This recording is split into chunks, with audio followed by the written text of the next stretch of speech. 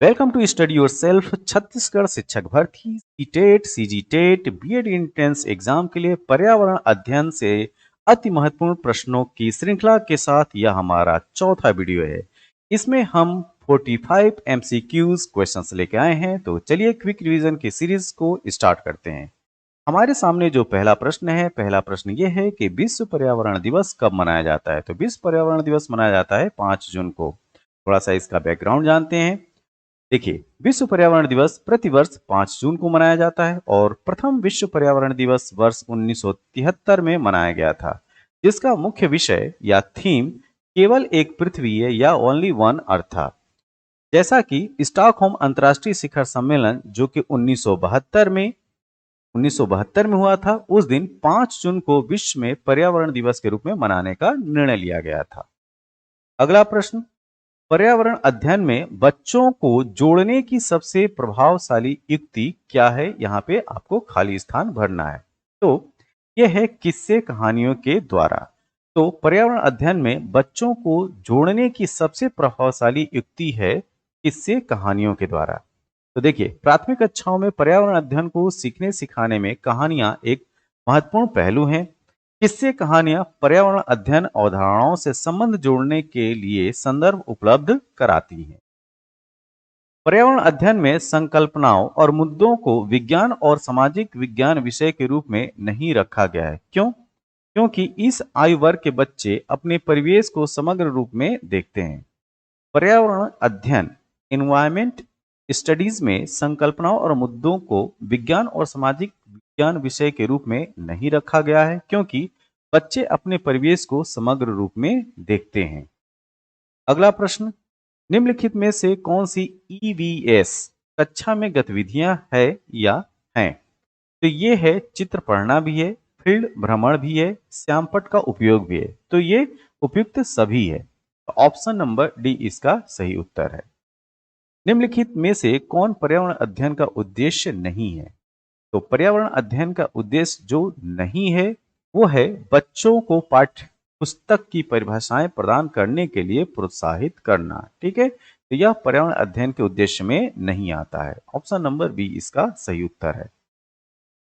मीनामाता रोग ऐसी मछली खाने से होता है जिससे अधिक मात्रा में पाया जाता है। तो जिसमें पारा पारा की मात्रा अधिक हो उसे मीनामाता रोग होता है। तो देखिए, मीनामाता रोग का संबंध मरकरी या पारा प्रदूषण से है। 1953 में सबसे पहले यह रोग जापान में मीनामाता की खाड़ी बे ऑफ मीनामाता के निकट रहने वाले मछुआरों में देखा गया था, जो पारे की उच्च सांद्रता हाई कॉन्सेंट्रेशन युक्त मछली खाने से बीमार हो गए थे। और इस बीमारी में मांसपेशियां कमजोर हो जाती हैं, अंधापन व पक्षाघात हो जाता है और अंत में मृत्यु तक हो जाती है। नेक्स्ट, अपशिष्ट उत्पादों को खाने वाले जीवों को क्या कहा जाता है। ये कहलाते हैं मृतक भक्षी। ठीक है, तो मृतक भक्षी या इंग्लिश में डेट्रीवोर्स पर पोषी जीव हैं जो अपना भोज्य पदार्थ मृत पौधों, जंतुओं, अपशिष्ट उत्पादों से प्राप्त करते हैं। ये अपघटन की क्रिया में योगदान देते हैं तथा तत्वों के पुनः चक्रण में सहायक होते हैं। Next, wild life institute of India WII कहाँ स्थित है। तो यह स्थित है देहरादून, उत्तराखंड, देहरादून में। ओजोन परत का अधिकतम ह्रास निम्न में से किस पर हुआ है। तो इसका ह्रास सबसे ज्यादा साउथ पोल पे हुआ, दक्षिणी ध्रुव में। ठीक है, तो ओजोन परत का अधिकतम ह्रास साउथ पोल पर हुआ है। उल्लेखनीय कि दक्षिणी ध्रुव पृथ्वी के सबसे दक्षिणी छोर मतलब किनारा है और इसे अंटार्कटिका के नाम से भी जाना जाता है। ओजोन परत मुख्यतः स्ट्रेटोस्फीयर मतलब समताप मंडल में अवस्थित होती है। रेड डेटा बुक किससे संबंधित है। तो यह संबंधित है विलुप्त के करीब जीवों से। Option number C. देखिए, विलुप्त हो रहे जीव या विलुप्ति के करीब जीवों का संबंध रेड डेटा बुक से है। और रेड डेटा बुक का पहला प्रकाशन IUCN या ये कहें international union for conservation of nature द्वारा किया जाता है और इसकी स्थापना 1964 में हुई थी। निम्न में से कौन सा क्रम पारिस्थितिकी तंत्र में ऊर्जा प्रवाह के संबंध में। ठीक है, तो आपको बताना है कि जो एनर्जी का फ्लो है वह किस दिशा से की तरफ होता है। तो यहाँ पे ये जो फ्लो है ये है उत्पादक जिसमें पेड़ पौधे आते हैं, उपभोक्ता जिसमें प्राइमरी कंज्यूमर, सेकेंडरी कंज्यूमर और टर्सरी कंज्यूमर आते हैं, और लास्ट में अपघटक। तो जो क्रम है ऊर्जा प्रवाह का इकोसिस्टम में, वो है उत्पादक के बाद उपभोक्ता, उपभोक्ता के बाद अपघटक। ठीक है, तो पारिस्थितिकी तंत्र में ऊर्जा का प्रवाह एक दिशीय होता है, इसको जरूर याद रखिए। अक्सर एग्जाम में पूछा भी जाता है कि इकोसिस्टम में फ्लो ऑफ एनर्जी किस डायरेक्शन की होती है, तो वो यूनिडायरेक्शनल होती है। ठीक, ऊर्जा उत्पादक से प्राथमिक उपभोक्ता की तरफ, प्राथमिक से द्वितीयक उपभोक्ता की तरफ मतलब सेकेंडरी कंज्यूमर की तरफ, और सेकेंडरी से टर्सरी या तृतीयक उपभोक्ता की तरफ प्रवाहित होती है। और इसमें प्रत्येक पोषण स्तर पर उपलब्ध ऊर्जा की मात्रा क्रमशः घटती जाती है, ये भी याद रखना है। मानवीय गतिविधियां जो पृथ्वी पर जलवायु परिवर्तन के लिए जिम्मेदार हैं, वो क्या है? वनों का जलाना भी है, कृषि क्रियाकलाप भी है, एरोसॉल कैन का उपयोग करना भी है। तो ऑप्शन नंबर डी इसका सही उत्तर है। नेक्स्ट, 1984 की भोपाल गैस त्रासदी निम्न में से किस गैस के रिसाव के कारण हुई थी? तो ये था मिथाइल आइसोसाइनेट, MIC। तो 1984 की भोपाल गैस त्रासदी मिथाइल आइसोसाइनेट नामक जहरीली गैस के रिसाव के कारण हुई थी, और इस आपदा में लगभग 4000 से अधिक लोग खाल के गाल में समा गए थे, मतलब उनकी मृत्यु हो गई थी, और हजारों लोग गंभीर रूप से घायल हुए। भारत में निम्नलिखित में से कौन सी एजेंसी मुख्य रूप से प्रदूषण के मापन से संबंधित है? तो ये है केंद्रीय प्रदूषण नियंत्रण बोर्ड।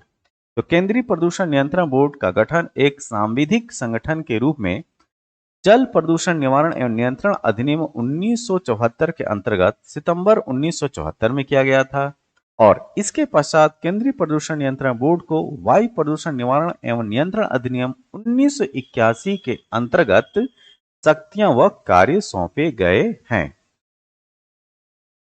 पारिस्थितिकी तंत्र में ऊर्जा का मुख्य स्रोत क्या है? जी हाँ, इसका मुख्य स्रोत सूर्य प्रकाश है, सनलाइट। तो पृथ्वी पर पारिस्थितिकी तंत्र में समस्त ऊर्जा का मुख्य स्रोत जो है वो सूर्य है। कोयला, खनिज तेल, जल ऊर्जा, पवन ऊर्जा, परमाणु ऊर्जा आदि सभी सौर ऊर्जा के परिवर्तित रूप हैं। परंतु वर्तमान युग में मुख्यतः कोयला, खनिज तेल, जल विद्युत को ही ऊर्जा के रूप में उपयोग किया जाता है। आर्सेनिक द्वारा जल प्रदूषण सर्वाधिक है, ये है पश्चिम बंगाल में, ऑप्शन नंबर डी। आर्सेनिक के बारे में थोड़ा जान लेते हैं। आर्सेनिक एक गंधहीन स्वाधीन उपधातु है, ठीक, जो जमीन के सतह के नीचे प्रचुर मात्रा में उपलब्ध है। भारत के विभिन्न राज्यों जैसे कि पश्चिम बंगाल, बिहार, झारखंड, उत्तर प्रदेश, असम आदि में जल प्रदूषण आर्सेनिक की वजह से ज्यादा है, और इन सभी राज्यों में सर्वाधिक प्रभावित राज्य पश्चिम बंगाल है। भारत में प्रोजेक्ट टाइगर प्रारंभ किया गया था, तो ये प्रारंभ किया गया था 1973 में, 1973। तो वैज्ञानिक, आर्थिक, सौंदर्यपरक, सांस्कृतिक और पारिस्थितिकी दृष्टिकोण से भारत में बाघों की वास्तविक आबादी को बरकरार रखने के लिए तथा लोगों की शिक्षा व मनोरंजन हेतु राष्ट्रीय धरोहर के रूप में इसके जैविक महत्व के क्षेत्रों को परिरक्षित रखने के उद्देश्य से केंद्र सरकार द्वारा प्रायोजित बाघ परियोजना 1973 में शुरू की गई थी। और जैसा कि अंतर्राष्ट्रीय टाइगर दिवस, इंटरनेशनल टाइगर डे 29 जुलाई को हर साल मनाया जाता है।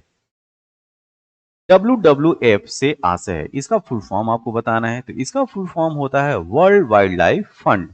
तो वर्ल्ड वाइल्ड लाइफ फंड को अब world wild life fund for nature के नाम से जाना जाता है। प्रकृति संरक्षण हेतु इस संस्था का गठन वर्ष 1961 में हुआ था, ठीक है, और उसी वर्ष इसका पंजीकरण एक परोपकारी संस्था के रूप में हुआ, और यह संस्था पर्यावरण के संरक्षण, अनुसंधान और रखरखाव संबंधी मामलों पर कार्य करती है। अगला प्रश्न, राकेश कक्षा 5 पर्यावरण विज्ञान शिक्षक के द्वारा दिए गए कार्य को समय पे प्रस्तुत नहीं करता है, अतः सबसे उपयुक्त सुधारात्मक उपाय क्या हो सकता है? तो सबसे उपयुक्त सुधारात्मक उपाय होगा उसकी अनियमितताओं के कारणों को जानकर उसे सही मार्गदर्शन देना। तो कक्षा 5 का छात्र राकेश अपने पर्यावरण विज्ञान शिक्षक द्वारा दिए गए कार्य को समय पर पूरा नहीं कर पाता। उसमें सुधार लाने के लिए जरूरी है कि यह जाना जाए कि किन कारणों से वह ऐसा नहीं कर सका है, और अर्थात अनियमितताओं का कारणों के बारे में जानकारी हासिल करना कि आखिर वो इरेगुलर क्यों है, और उसके अनुसार उसका सही मार्गदर्शन किया जा रहा है। किसी खाद्य श्रृंखला में शाकाहारी होते हैं, तो ये होते हैं प्राथमिक उपभोक्ता, प्राइमरी कंज्यूमर। किसी खाद्य श्रृंखला में जो शाकाहारी होते हैं वो उनको हम प्राइमरी कंज्यूमर कहते हैं, और ये जीवधारी अपना भोजन जो है प्राथमिक उत्पादकों मतलब जो पेड़ पौधे वनस्पतियां हैं उससे प्राप्त करते हैं। तो खाद्य श्रृंखला विभिन्न प्रकार के जीवधारियों का एक ऐसा क्रम है जिसमें किसी पारिस्थितिकी तंत्र में ऊर्जा का प्रवाह होता है। पारिस्थितिकी तंत्र के तत्वों के चक्रण को क्या कहते हैं? तो ये कहलाएगा जैव भू रासायनिक चक्र। ये प्रश्न भी अक्सर पूछा जाता है, इसको याद रखिए।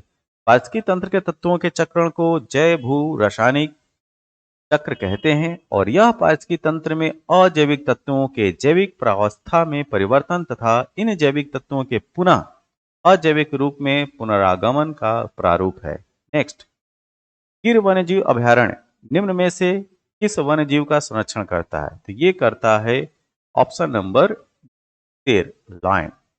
तो गिर वन्यजीव अभयारण्य एशियाई शेर का संरक्षण करता है, और इसके अतिरिक्त यहाँ तेंदुआ, सांभर और चीतल आदि वन्यजीव भी पाए जाते हैं। वर्तमान में इसे राष्ट्रीय उद्यान का दर्जा प्राप्त है, और यह गुजरात राज्य के जूनागढ़ में है। कहाँ? जूनागढ़ में। पर्यावरण संरक्षण अधिनियम किस वर्ष पारित हुआ था? तो यह पारित हुआ था 1986 में। तो भारत में, ध्यान दीजिएगा, भारत में पर्यावरण संरक्षण अधिनियम 1986 को एक छाता विधान अम्ब्रेला लेजिस्लेशन के रूप में जाना जाता है एनवायरमेंट प्रोटेक्शन में। किसी पारितंत्र में तत्वों का चक्रण क्या कहलाता है? ये कहलाएगा भू रासायनिक चक्र। इसको अभी हम लोगों ने जाना। पर्यावरण शिक्षा में समस्या समाधान विधि का गुण है क्या? लक्ष्य केंद्रित विधि, ये भी सही है। सर्जनात्मक विधि, ये भी सही है। चयनात्मक विधि, ये भी सही है। तो उपयुक्त सारी विधियां। तो पर्यावरण शिक्षा में अनेक अवसरों पर छात्रों द्वारा अपनी समस्याओं का समाधान सतत एवं व्यापक मूल्यांकन के आधार पर संभव होता है, जिसमें लक्ष्य केंद्रित विधि, सृजनात्मक विधि, चयनात्मक का प्रयोग किया जाता है। अतः विकल्प डी इसका सही उत्तर है। प्रेक्षण विधि की सीमाएं हैं। तो इसकी सीमाएं, यह विधि मितव्ययी नहीं है, पहला सही है। इस विधि में प्रेक्षण सूक्ष्मता न करने पर प्राप्त परिणाम अधिक वैध एवं विश्वसनीय नहीं होते, ये भी सही है। इस विधि से व्यक्ति के आंतरिक व्यवहार का अध्ययन संभव नहीं, ये भी सही है। इसका सही, तीनों ऑप्शन सही थे, इस वजह से उत्तर होगा डी। नेक्स्ट, निम्नलिखित में से कौन सी ग्रीन हाउस गैस नहीं है? आपसे पूछा जा रहा है कौन सी ग्रीन हाउस गैस नहीं है। तो कार्बन मोनोऑक्साइड जो है वो ग्रीन हाउस गैस के अंतर्गत नहीं आती है। ठीक है। तो ग्रीन हाउस गैस वायुमंडल में उपस्थित वे गैसें हैं जो तापीय अवरक्त विकिरण की रेंज के अंतर्गत विकिरणों का एब्जॉर्प्शन, अवशोषण एवं उत्सर्जन करती हैं। पृथ्वी के वायुमंडल में पाई जाने वाली प्रमुख ग्रीन हाउस गैस जलवाष्प, water vapour, carbon dioxide CO2, methane CH4, nitrous oxide N2O, chlorofluorocarbon CFC आदि हैं। और carbon monoxide green house gas नहीं है, इसको ध्यान में रखिएगा। कौन सी वायुमंडलीय प्रदूषक अम्लीय वर्षा का मुख्य कारक है? तो ये है सल्फर डाइऑक्साइड। ठीक है। तो अम्ल वर्षा वह प्रक्रिया है जिसमें वायु में उपस्थित प्रदूषणकारी रसायनों की प्रतिक्रिया से प्राकृतिक वर्षा का जल अम्लीय हो जाता है, एसिडिक हो जाता है। वर्षा के जल को अम्लीय बनाने के लिए मुख्यतः sulphur dioxide SO2, nitrogen dioxide NO2 और नाइट्रस ऑक्साइड N2O उत्तरदायी हैं। पर्यावरणीय अध्ययन में शैक्षणिक भ्रमण का मूल उद्देश्य क्या है? छात्रों के लिए प्रत्यक्ष अनुभव। ठीक है। तो पर्यावरणीय अध्ययन में शैक्षणिक भ्रमण का मूल उद्देश्य छात्रों के प्रत्यक्ष अनुभव में वृद्धि कराना है। पर्यावरण शिक्षा के माध्यम से मनुष्य चिरस्थायी अस्तित्व के लिए अपने व्यवहार और पारिस्थितिकी तंत्र में सामंजस्य स्थापित करता है। और पर्यावरण शिक्षा अधिगम की एक प्रक्रिया है जो पर्यावरण और इससे जुड़ी चुनौतियों के संबंध में छात्रों की जानकारी और जागरूकता को बढ़ाती है। अब चलते हैं अगले प्रश्न पे। अगला प्रश्न हमारे सामने ये है कि प्राथमिक स्तर पर शिक्षण की खेल विधि आधारित है। ठीक। तो किससे? तो यह है शिक्षण विधि के सिद्धांत पे। तो प्राथमिक स्तर पर शिक्षण की खेल विधि शिक्षण विधि के सिद्धांतों पर आधारित है। इसका मुख्य उद्देश्य छात्रों को स्वाभाविक रूप से उनकी रुचि के अनुसार शिक्षा देना है, जिससे छात्रों का नैसर्गिक विकास हो सके। ठीक है। जिससे छात्रों का नैसर्गिक विकास हो सके। नेक्स्ट, असम का प्रसिद्ध एक सींग वाले गैंडे, ये भी इंपॉर्टेंट क्वेश्चन है। ठीक है। तो एक सींग वाले जो गैंडे हैं वाला वन्यजीव अभयारण्य कौन सा है? तो ये है काजीरंगा, जो कि असम है। तो काजीरंगा राष्ट्रीय उद्यान वन्यजीव अभयारण्य असम राज्य में ब्रह्मपुत्र नदी के किनारे पे स्थित है और इसे वर्ष 1950 में वन्यजीव अभयारण्य वाइल्ड लाइफ सेंचुरी घोषित किया गया था, जबकि 1974 में इसे राष्ट्रीय उद्यान का दर्जा मिल गया। ठीक है, तो वाइल्ड लाइफ सेंचुरी ये बना है 1950 में और 1974 में बन गया नेशनल पार्क, राष्ट्रीय उद्यान का दर्जा मिल गया। ठीक है, इस अभयारण्य में एक सींग वाले गैंडे व हाथियों का प्रमुख रूप से निवास मिलता है। नेक्स्ट, खाद्य श्रृंखला के परस्पर समूह को क्या कहा जाता है? यहाँ पे आपसे पूछा जा रहा है कि खाद्य श्रृंखला के परस्पर समूह को क्या कहते हैं? तो इनका समूह कहलाएगा खाद्य जाल, फूड वेब। तो देखिए, अनेक खाद्य श्रृंखला मतलब कि जो फूड चेन के जो पारस्परिक संबंध को खाद्य जाल या फूड वेब कहते हैं। खाद्य जाल में उत्पादक पौधे होते हैं, उपभोक्ता जंतु और अपघटक में कवक और जीवाणु होते हैं। इनमें एक गहरा संबंध होता है। ठीक है, खाद्य श्रृंखला एवं खाद्य जाल के माध्यम से जीवधारियों में ऊर्जा का प्रवाह संपन्न होता है। इसमें जो कीवर्ड है ऊर्जा का प्रवाह, इसको जरूर याद रखिएगा। ठीक है, तो खाद्य श्रृंखला एवं खाद्य जाल के माध्यम से जीवधारियों में ऊर्जा प्रवाह संपन्न होता है और किसी भी पारिस्थितिकी तंत्र में ऊर्जा का जो प्रवाह होता है वो यूनिडायरेक्शनल होता है। ये काफी इंपॉर्टेंट है। नेक्स्ट, निम्नलिखित में से किस राज्य में गल्फ ऑफ मन्नार, ठीक है, ये भी इंपॉर्टेंट क्वेश्चन है, गल्फ ऑफ मन्नार मेरीन राष्ट्रीय पार्क स्थित है? तो ये स्थित है तमिलनाडु में। तो मन्नार की खाड़ी, जिसको मेरीन या सागरी राष्ट्रीय उद्यान है, जो कि तमिलनाडु में स्थित है। ठीक है, तो gulf of Mannar marine national park Tamil Nadu में है और इसकी स्थापना होती है 1980 में। कब होती है? 1980 में। अब चलते हैं नेक्स्ट क्वेश्चन पे। पर्यावरण जागरूकता का किसके द्वारा सृजन किया जा सकता है? तो इसका सृजन किया जाएगा क्षेत्रीय भ्रमण। अगर पर्यावरण में जागरूकता फैलानी है तो जो फील्ड में जो घूमना है, क्षेत्रीय भ्रमण है, वो काफी इंपॉर्टेंट है। ठीक है, तो पर्यावरण जागरूकता का क्षेत्रीय भ्रमण के द्वारा सृजन किया जाता है और पर्यावरणीय अध्ययन में शैक्षणिक भ्रमण का मूल्य उद्देश्य छात्रों के लिए प्रत्यक्ष अनुभव में वृद्धि करना, वो जो है छात्र डायरेक्ट देखें और सीखें अपने पर्यावरण से। तो पर्यावरण शिक्षा अधिगम की एक प्रक्रिया है जो पर्यावरण इससे जुड़ी चुनौतियों के संबंध में छात्रों की जानकारी और जागरूकता को बढ़ाती है। नेक्स्ट, पर्यावरण की परिभाषा क्या है? अगर आपसे पूछा जाए कि एनवायरमेंट की डेफिनेशन क्या है, तो इसकी डेफिनेशन है अबायोटिक एवं बायोटिक कंपोनेंट। मतलब थोड़ा सा इसको थोड़ा डिटेल में जानते हैं। जो पर्यावरण बना होता है वो जैविक और अजैविक दो घटकों से मिलकर बना होता है। ठीक है, तो इसमें होता क्या है? तो पर्यावरण एक अविभाज्य समष्टि है। ठीक है, तथा जैविक मतलब बायोटिक और अजैविक अबायोटिक घटक वाले पारस्परिक क्रियाशील तंत्रों से इसकी रचना होती है। ठीक है, तो बायोटिक और अबायोटिक कंपोनेंट जो है वो एक दूसरे से इंटरेक्ट करते हैं, जिसमें अगर हम बात करें कि अजैविक घटक कौन कौन से हैं, तो इसमें आता है स्थल मतलब लैंड, वायु, जल, प्रकाश आदि पर्यावरण के अबायोटिक कंपोनेंट हैं। ठीक है, अजैविक घटक हैं। जबकि पादप मतलब पौधे, मनुष्य, जंतु और सूक्ष्म जीव जो है इसके जैविक घटक के अंतर्गत आते हैं। तो जैविक और अजैविक ये दोनों आपस में जो इनका इंटरेक्शन होता है वो पर्यावरण के अंतर्गत होता है। विश्व ओजोन दिवस मनाया जाता है। तो विश्व ओजोन दिवस हर साल 16 सितंबर को मनाते हैं। तो वर्ष 1994 में संयुक्त राष्ट्र महासभा ने 16 सितंबर को अंतर्राष्ट्रीय ओजोन परत संरक्षण दिवस के रूप में मनाने की घोषणा की थी और उल्लेखनीय कि 1987 में इसी दिन मतलब 16 सितंबर को मॉन्ट्रियल प्रोटोकॉल पर हस्ताक्षर किए गए थे। मैं यहाँ पे आपसे ये जानना चाहूंगा कि जो मॉन्ट्रियल शहर है वह किस देश में है? ठीक है, तो इस प्रश्न का उत्तर जो है कमेंट बॉक्स में जरूर दीजिएगा कि जो मॉन्ट्रियल शहर है, मॉन्ट्रियल शहर वह किस देश में है। नेक्स्ट, पारिस्थितिकी तंत्र का उदाहरण है।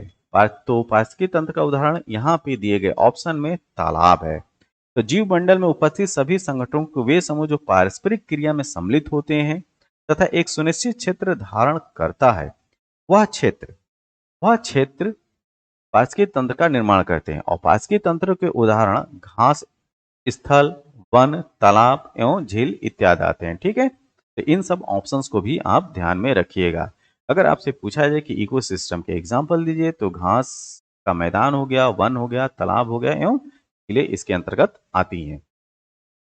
निम्नलिखित में से कौन सा एक पर्यावरण अध्ययन के संबंध में सच नहीं है, ये आपको बताना है। तो ये है पर्यावरण अध्ययन वर्णनों और परिभाषाओं पर बल देता है। ठीक है, ये सच नहीं है। ठीक है, नेक्स्ट, पर्यावरण अध्ययन में शिक्षक के द्वारा बच्चों को स्वयं अपने का आकलन के लिए अवसर देना चाहिए। और स्वयं आकलन, यहाँ पे खाली स्थान है, क्या है स्वयं आकलन? मतलब सीखने के समान आकलन। ठीक है, तो पर्यावरण में शिक्षक के द्वारा बच्चों को स्वयं अपने का आकलन के लिए अवसर देना चाहिए। और यहाँ स्व आकलन का अर्थ सीखने के समान आकलन से है। नेक्स्ट, अगला क्वेश्चन ये है कि रेटिंग स्केल में कौन सी तकनीक का उपयोग होता है? तो इसमें होता है अवलोकन, ऑब्जर्वेशन। ठीक है, तो रेटिंग स्केल मात्रात्मक व गुणात्मक विशेषताओं के बारे में जानकारी प्राप्त करने के लिए डिजाइन की गई है।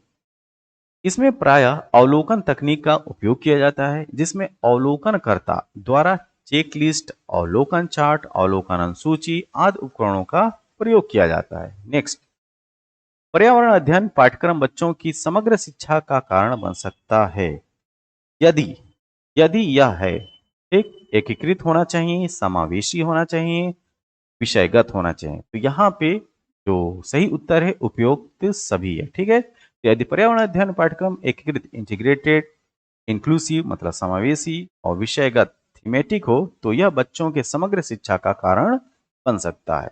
नेक्स्ट, पर्यावरण अध्ययन के संदर्भ में बोझ, यहाँ पे देखिए बोझ के बिना सीखना क्या बताता है?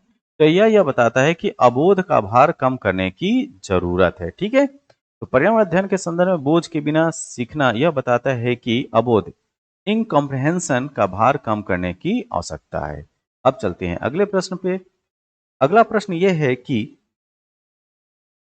वाष्पीकरण विषय पर बच्चों की विविध सोच का आकलन करने के लिए निम्नलिखित में से कौन सा प्रश्न एक नमूना हो सकता है? तो यह है जल चक्र का आरेख बनाइए और उसे नामित कीजिए। ठीक है, तो वाष्पीकरण विषय पर बच्चों की विविध सोच का आकलन करने के लिए यह करना है कि प्रश्न जल चक्र आरेख बनाना है और उसे नामित करना है। ठीक है, और यह एक मॉडल हो सकता है। निम्नलिखित में से मच्छरों द्वारा फैलने वाले रोगों का समुच्चय सेट कौन सा है? तो ये है डेंगू, मलेरिया और चिकनगुनिया। ये जो सेट है इसमें सारी बीमारियां जो है मच्छरों द्वारा फैलती हैं। ठीक, तो डेंगू, मलेरिया, चिकनगुनिया मच्छरों द्वारा फैलने वाले रोग हैं। मलेरिया प्लाज्मोडियम नामक परजीवी पैरासाइट के कारण होता है और मलेरिया मादा एनोफिलीज मच्छर के काटने से फैलता है। प्राय दो प्रकार के मच्छर चिकनगुनिया फैलाते हैं, मादा एडिज इजिप्टी और मादा एडिज एल्बोपिक्टस। इन्हीं दोनों प्रजातियों की मादा मच्छर डेंगू और जीका वायरस फैलाने के लिए भी जिम्मेदार है। अगला क्वेश्चन ये है कि बगुला भैंस पर बैठता है क्योंकि बगुला तथा भैंस में सहजीवी का संबंध है। ठीक है, सहजीवी मतलब ऐसे पार्टनर जिनमें दोनों को फायदा हो उसको हम बोलते हैं सहजीविता। तो देखिए होता क्या है, बगुला भैंस पर इसलिए बैठता है कि बगुला भैंस में सहजीवी सिम्बियोसिस का संबंध है।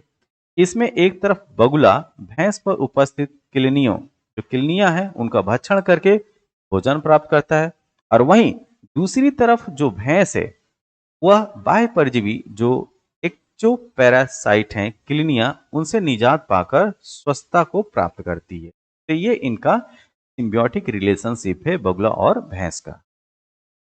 निम्नलिखित में से कौन सा कीट मधुमक्खियों की भांति कॉलोनी कही या बस्ती में एक साथ नहीं रहता है?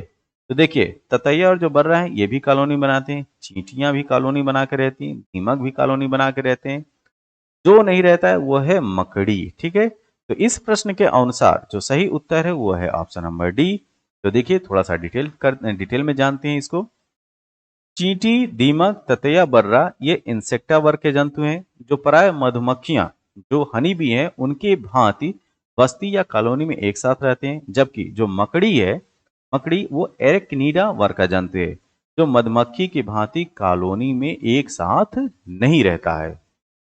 ठीक है, यह वीडियो आपको कैसा लगा? जैसा भी लगा हो आप अपने सुझाव जो है कमेंट बॉक्स में जरूर दें।